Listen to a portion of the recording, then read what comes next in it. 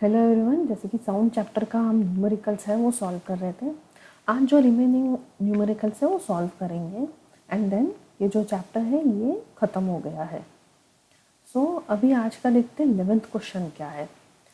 When a sound is reflected from a distance object and echo is produced, let the distance between the reflected surface and the source of the production remains the same। जो distance है वो same होने दो। reflected surface and source of the sound means जहाँ से sound produce हो रहा है। then do you hear echo sound on a hotter day?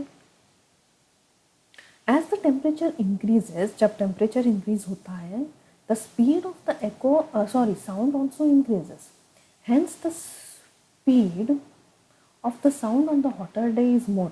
और उधर उसमें क्या होता है, जो मॉलिक्यूल्स हैं क्लोजर आ जाते हैं, क्लोज आ जाते हैं, इसके लिए स्पीड जो है वो बढ़ेगा।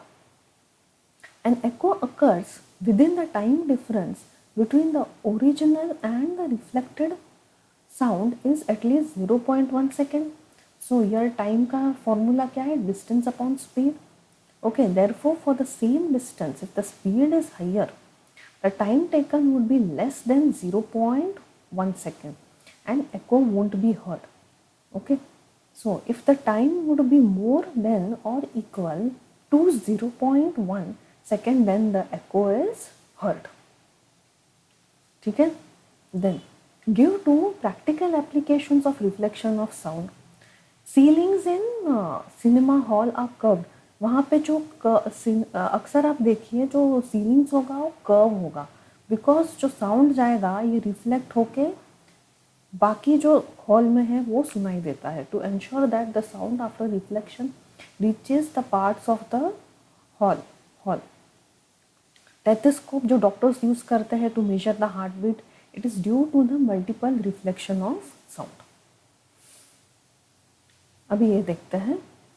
देखिए अभी a stone is dropped from the top of the tower. देखिए ये एक स्टोन है and it is dropped from a tower at a height of 500 metres into a pond. जैसे कि ये पॉन्ड है, इसमें गिरा दिया at the base of the tower. When the splash is heard, एक स्प्लैश, हम लोग जब स्प्लैश सुनाई देता है, एक पत्थर जब पानी में गिरता है तो ठीक है, तो यहाँ से एक स्प्लैश आता है। when is the splash heard at the top? Splash का जो आवाज़ है वो कब सुनाई देगा?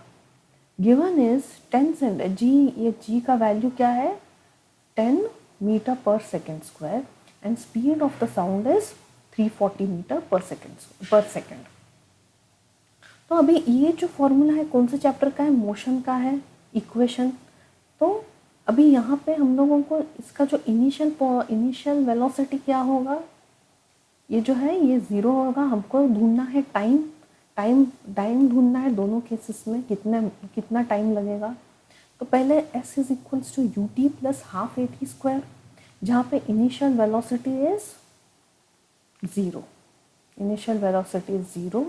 ओके, सो डाला फॉर्मूला में, then acceleration due to gravity is 10 and into t square. तो ये तो हो जाएगा zero, so half into 10 into t square. तो हम लोगों को क्या मिला, t square is equals to 500/5। तो हम लोगों को ऐसे सॉल्व करके क्या मिला, 10 सेकेंड। ये जब नीचे गिरा था।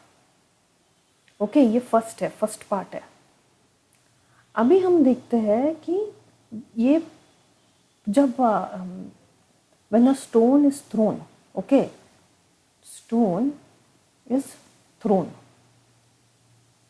at the base, ये उसका वैल्यू हम लोगों को मिला। एंड व्हेन, ये किसका है, when the splash is heard. Okay, तो जब ये स्प्लैश हियर होता है तो वो कितना मिनट लिया, ठीक है। तो time is equals to distance upon speed. तो स्पीड कितना है साउंड का, 340, डिस्टेंस इज 5।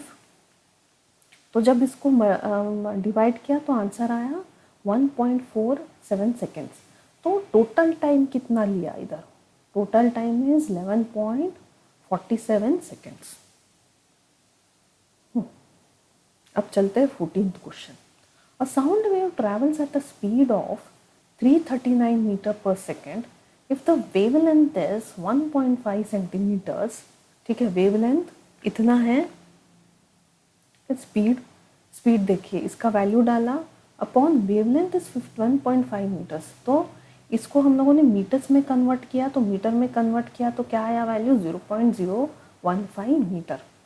ठीक है, तो इसको वही सिंपली डिवाइड किया तो वैल्यू आता है 22,600 हर्ट्ज। अभी नॉर्मल रेंज क्या है human hearing capacity is between 20 hertz to 20,000 hertz. This is audible, therefore जो हम लोग को वैल्यू मिला इट इज नॉट ऑडिबल। ठीक है, this is not Audible.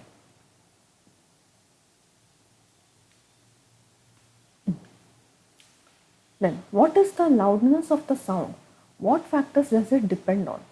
Loudness is defined as a measure of the response of the ear to the sound. Loudness of the sound depends upon the amplitude. जैसे कि हम लोगों ने पहले answer में पढ़ा था, amplitude is ये, इसका जो हाइट है ये है, इससे क्या बोलते हैं amplitude. Depends upon the amplitude of the sound. More amplitude is more loud sound.